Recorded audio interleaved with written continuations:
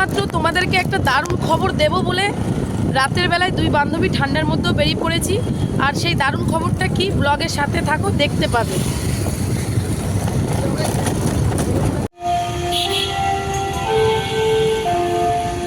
দেখো বন্ধুরা, ঘড়িতে এখন 10টা বাজে, তাই অ্যালার্ম না, ঘন্টা বাজছে। ও আমরা চলে এসেছি, অনেকেই দেখে চিনতে পারবে কোথায় চলে এসেছি। আর যারা চেনো না তাদেরকে বলছি, আমরা চলে এসেছি লেক টাউনে। আর এখন আছি লেক টাউনের ক্লক টাওয়ারের সামনে।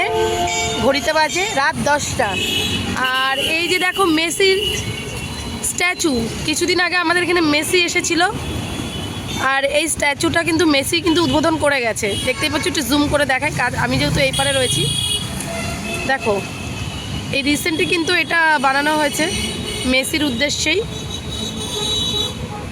আর এখানে মেনলি এসেছি যে খবরটা তোমাদেরকে দিতে, যে দারুণ খবরটা দিতে, সেটা হলো সামনে 25শে ডিসেম্বর। আর সেই 25শে ডিসেম্বর উপলক্ষে লেক টাউনে কিন্তু খুব বড় করে ক্রিসমাস পালন করা হয়।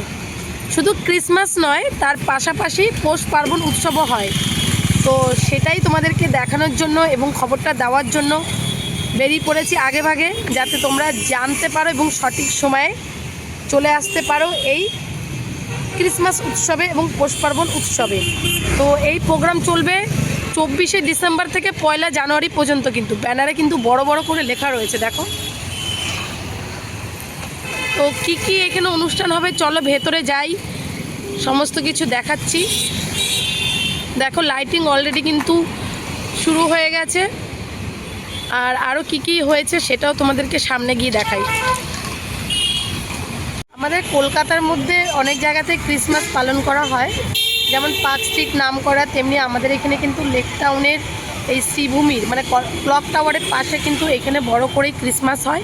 শুধু ক্রিসমাস নয়, তার পাশাপাশি বাঙালিদের যে উৎসব পৌষ পার্বণ উৎসব, সেই পৌষ পার্বণ উৎসবও কিন্তু হয়। এখানে বিভিন্ন স্টল বসে, বিভিন্ন খাবারের দোকান থেকে শুরু করে জিনিসের দোকানপত্র যেমনি মেলাতে বসে তেমনি কিন্তু। আর এখনও পর্যন্ত পুরোপুরি রেডি হয়নি, কাজ চলছে, যেহেতু এখনও 2 দিন বাকি ক্রিসমাস শুরু হতে।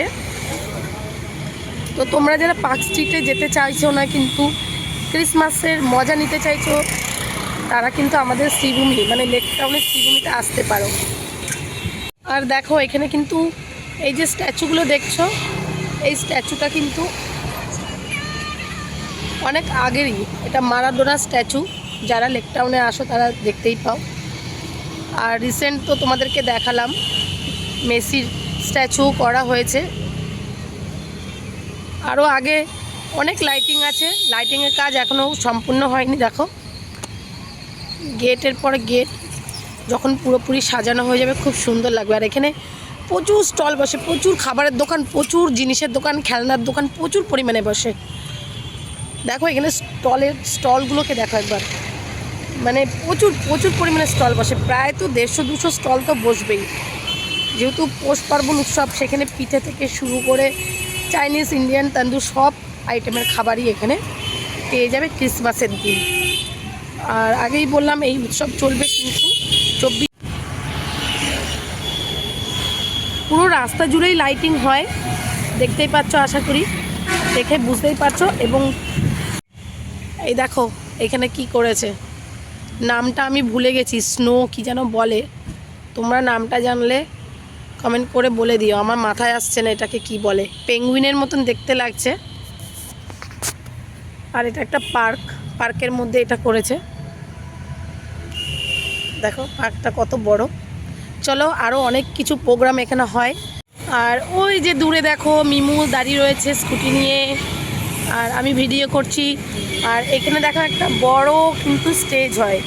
আর এখানে কিন্তু বড় বড় অনেক সেলিব্রিটিরা আসেন, যেমনি গত বছর কিন্তু উষা উত্তুপ এসেছিলেন, আমরা দেখতে এসেছিলাম।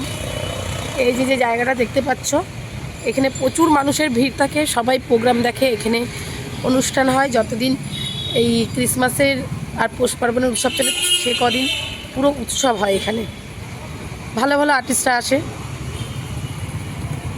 আর এই যে দেখো আমাদের লিডার, আমাদের দেশের লিডার নেতাজি সুভাষচন্দ্র বোস।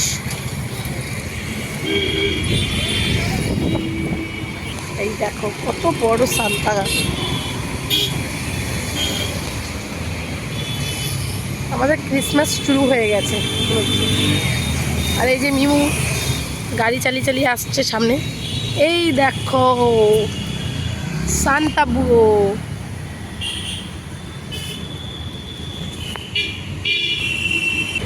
আর একটা লাইটিংটা দেখে নাও। এই দেখো এখানে একটা সুন্দর লাইটিং করেছে। তো এই যে দেখো শ্রীভূমির মেন গেট। আর ক্রিসমাস উৎসব প্লাস হচ্ছে পৌষ পার্বণ সবে কিন্তু রাস্তার উপরেই হয়, ভেতরে ঢোকার কোনো দরকার নেই।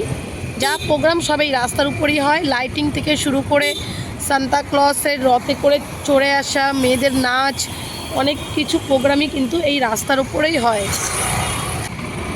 তো গাইজ ভিডিও করতে করতে আমরা অনেকটাই দূর চলে এসেছি। আর শুধুমাত্র তোমাদেরকে খবর দেওয়ার জন্যই কিন্তু আমরা আজকে বেরিয়ে পড়েছি এই রাতের বেলা। তো ব্লগটি কেমন লাগলো অবশ্যই জানিও। আর যারা আসতে চাইছো চলে এসো, 24 তারিখ থেকেই কিন্তু ওপেনিং হয়ে যাবে এই ক্রিসমাসের আলোকসজ্জা এবং পৌষ পার্বণের স্টলগুলি কিন্তু ওপেন হয়ে যাবে। তো চলো রাখছি আজকের জন্য, টাটা বাই।